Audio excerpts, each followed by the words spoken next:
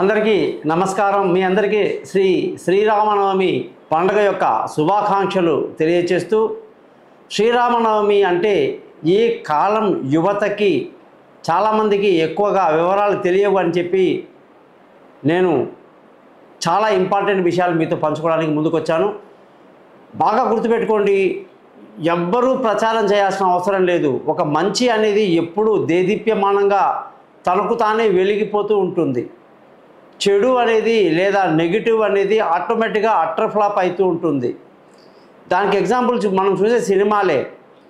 ఎవరు నటించినా, ఎన్ని యాడ్ చేసినా, ఎన్ని రభస చేసినా కూడా సినిమాలో ఏదైనా విలువ ఉంటే ఆ సినిమా అనేది ఖచ్చితంగా ఎవరి ప్రచారం లేకుండానే అది టాప్లో వెళ్తుంది. ప్రచారం సరిగ్గా చేస్తేనే సినిమా నడుస్తుందంటే అది హాస్యాస్పదమే. అట్లాగే ఏదైనా ఈరోజు ఉన్నటువంటి భారతదేశ ప్రజాస్వామ్యంలో ఓటు హక్కు వినియోగించుకొని ఓటు ద్వారా జనాలు రాజ్యాన్ని సంపాదించి, పదవులు సంపాదించి రాజ్యాన్ని ఏలుతున్నారంటే కారణం ప్రజలు వాళ్ళు ఇచ్చిన తీర్పు అత్యంత మూలమైన, అదే మెయిన్ అని చెప్పేసి సుప్రీంకోర్టు చెప్తుంది. అందుకే నేనేమంటున్నానంటే, ఎన్నో దేవుళ్ళు హిందూ మతంలో ఉన్నప్పటికీ, ఎన్నో అవతారాలు మనకు చూసినప్పటికీ కూడా శ్రీరాముల వారికి ఉన్నంత మెజారిటీ, శ్రీరాముల వారికి ఉన్నంత పలుకుబడి, వారికి ఉన్నంత మందిరాలు, వారికి ఉన్నంత పేరు ప్రఖ్యాతులు ఆ దేవుడికి అంత గొప్పగా భారతదేశం మొత్తం ఉంటుంది. ఏ సందులో వెళ్ళినా, ముఖ్యంగా తెలుగు రాష్ట్రాల్లో రామాలయం లేనిదే ఏ కాలనీ కూడా, ఏ డెవలప్డ్ ఊరు కూడా ఉండదన్నమాట. అంటే రాముడి యొక్క ఆలయము, రామాలయం అనేది చాలా గొప్పది. ఎందుకంటే శ్రీరాముడు అంటే ధర్మానికి ప్రతీక అంటాడు. ధర్మము అంటే ఏమిటయ్యా అని ప్రశ్నిస్తారు ఈ కాలం యువకులు. ధర్మము అంటే ఫస్ట్ గుర్తుపెట్టుకోండి, అది చట్టం కాదు. చట్టం కాదు. ఇది చేయాలి, చేయకపోతే జరిమానా, నేను అరెస్ట్ చేస్తారు, జైల్లో పెడతారు అని చట్టాలు చెప్తాయి. కానీ ధర్మం అంటే ఏంటంటే అది అత్యంత సూక్ష్మమైనది, అత్యంత గొప్పది, నిప్పు కన్నా కూడా భయంకరంగా కాలిపోయేటువంటిది ధర్మం. అందుకే మీరు తిరుమల కొండ మీద కానీ ఇంకెక్కడైనా పవిత్రమైన స్థలంలో వెళ్తే ధర్మో రక్షతి రక్షితః, ధర్మాన్ని మీరు రక్షిస్తే ఆ ధర్మమే మనల్ని రక్షిస్తుంది అని చెప్పి చాలా చదువుతాం. చాలామందికి శ్రీరాముల వారు ధర్మానికి ఆయన ఒక ప్రతిరూపం అని చెప్తే చాలామందికి అర్థం కాదు. ధర్మం అంటే ఏంటో తెలియదు ఈ కాలం పిల్లలకి. మెయిన్ అది నా బాధ. ధర్మము అంటే కన్న తల్లి తండ్రులకి రుణపడి ఉండడం. ధర్మము అంటే తండ్రి మాట జవదాటకుండా, తల్లి ఆనతిని అతిక్రమించకుండా, తోబుట్టువులను ప్రేమ ఆదరణలతో చూడటం, ఒకే భార్యగా ఉండి అగ్నిసాక్షిగా పెళ్లి చేసుకున్న భార్యతో జీవితాంతం కాపురం చేయటం, ఇతర స్త్రీల వైపు కన్నెత్తి చూడకుండా కట్టుకున్న భార్య ద్వారా సంతానాన్ని కలిగి ఉండడం, ఆ సంతానం పట్ల అమితమైన ప్రేమ ఆసక్తి కలిగి కుటుంబం పట్ల అనురక్తుడై భార్యా బిడ్డల్ని సరిగ్గా చూసుకోవటం.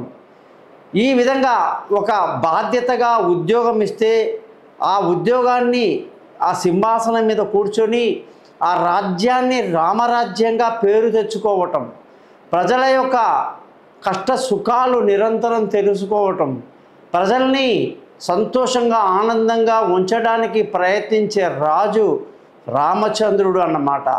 మరి రామచంద్రుడు సామాన్యంగా పుట్టాడా, మామూలుగా భార్యాభర్తలకు పుట్టాడా అంటే లేదు.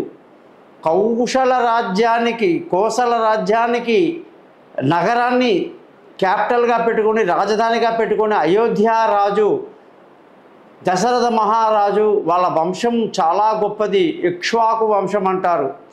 ఆ వంశంలోనే సత్యహరిశ్చంద్రుల వారు జన్మించారు. ఆ యొక్క వంశానికి సూర్యుడు ప్రధానమైనటువంటి దేవుడు అన్నమాట.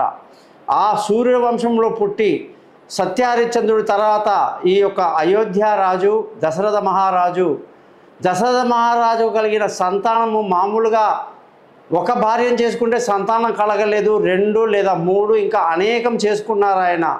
కానీ ముఖ్యంగా మనం ప్రస్తావించేది కౌసల్య, సుమిత్ర, కైకేయి అనే ముగ్గురు భార్యలు. ఈ ముగ్గురు భార్యలు కూడా భర్తని చాలా అమితంగా గౌరవిస్తారు, ప్రేమిస్తారు.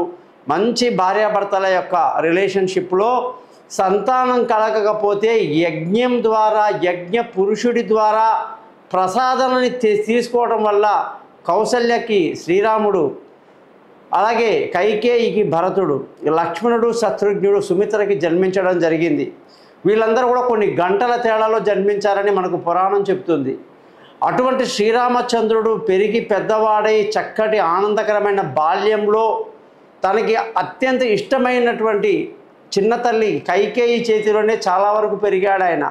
నీలమేఘశ్యాముడు, నీల రంగులో ఉండేటువంటి ఆ శ్రీరాముడిని చూసి అందరూ నా రాముడు నా రాముడు అని చెప్పి అతని అంత ముద్దుగా పెంచారు. అటువంటి రాముడికి గురువు ఎవరు అంటే వశిష్ఠ మహాముని తన ఆశ్రమానికి నలుగురు పిల్లల్ని తీసుకెళ్ళి వాళ్ళకి చక్కటి విద్యలు నేర్పి గొప్పగా తన యొక్క పేరు నిలబెట్టుకున్నాడు వశిష్ఠ మహాముని. ఎప్పుడైతే విశ్వామిత్రుడు వచ్చి తన యజ్ఞాన్ని రక్షించడానికి రామలక్ష్మణుని తీసుకుని తనతో పాటు వెళ్ళి అక్కడ తాటకిని అత్యంత పిన్న వయస్సులోనే అంత పెద్ద రాక్షసిని చంపి మారీచ సుబాహుల్లో మారీచుడు పారిపోతాడు, సుబాహుడు చనిపోతాడు. యజ్ఞాన్ని రక్షించి అక్కడి నుంచి వీళ్ళు మిథిలా నగరానికి వెళ్ళి ఆ యొక్క జనక మహారాజు ఏర్పాటు చేసినటువంటి స్వయంవరంలో పాల్గొని శివధనుస్సుని ఎక్కుపెట్టి ఆ శివధనుస్సు పరశురాముల వారు జనక మహారాజు యొక్క ఆస్థానంలో జాగ్రత్తగా పరిచి వెళ్ళారు. ఎందుకంటే అది తీసే మొనగాడు భూమి మీద లేడు అనుకున్నారు పరశురాముడు. కానీ రాముడు దాన్ని అవలీలగా తీసి విరిచి దాన్ని ప్రపంచానికి తన శక్తిని చూపించి సీతను వివాహం ఆడారు. ఆ తర్వాత పరశురాముడి కోపానికి గురవడానికి ముందే తానెవరో పరశురాముడికి తెలియచేశారు. తాను ఎవరో కాదు మహావిష్ణువు యొక్క అవతారమని పరశురాముడు గ్రహించి వెళ్ళిపోయాడు.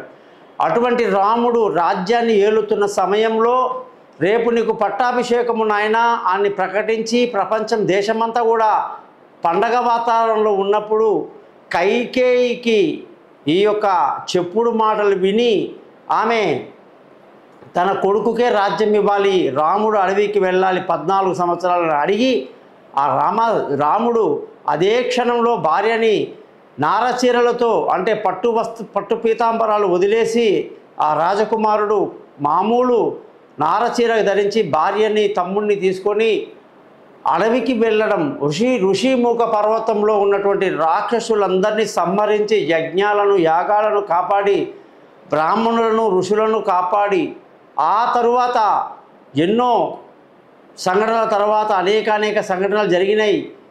ఆఖరికి శూర్పణఖ రాముణ్ణి కోరుకోవటం, రాముడు తిరస్కరించగా లక్ష్మణుని పెళ్లి చేసుకోమనడం, లక్ష్మణుడు ఆమె ముక్కుని చెవిని కోయటం, ఆమె తన అన్న రావణాసురుడికి సీత యొక్క అందం గురించి చెప్పి తన రావణాసురుడిని రెచ్చగొట్టడం, అతను తన యొక్క శక్తితో సీతను అపహరించడం, రాముల వారికి ఆంజనేయ స్వామి సుగ్రీవుల యొక్క పరిచయం ఏర్పడడం, వాలిని సంహరించడం, అలాగే సీత జాడ కొరకు హనుమంతుల వారు వెళ్ళటం, హనుమంతుల వారు సీతని కనుక్కొని ఆ తర్వాత అశోకవనంలో ఉందని తెలియజేసి గుర్తులు జాడలు చెప్పి వారధి కట్టి సముద్రుణ్ణి తగ్గించమని వేడుకొని రాముల వారు ఆ విధంగా వారధి మీద వానరులతో వెళ్ళి అయోధ్యలో అనేక శ్రమల కోర్చి రావణాసురుని సంహరించడం జరిగింది.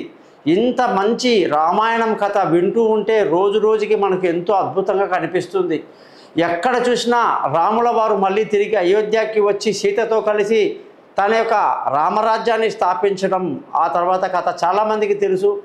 ఈ విధంగా ఒక రామచంద్రుని యొక్క చరిత్ర మనకు ఎంతో గొప్పగా కమనీయంగా రమణీయంగా ఉంటుంది.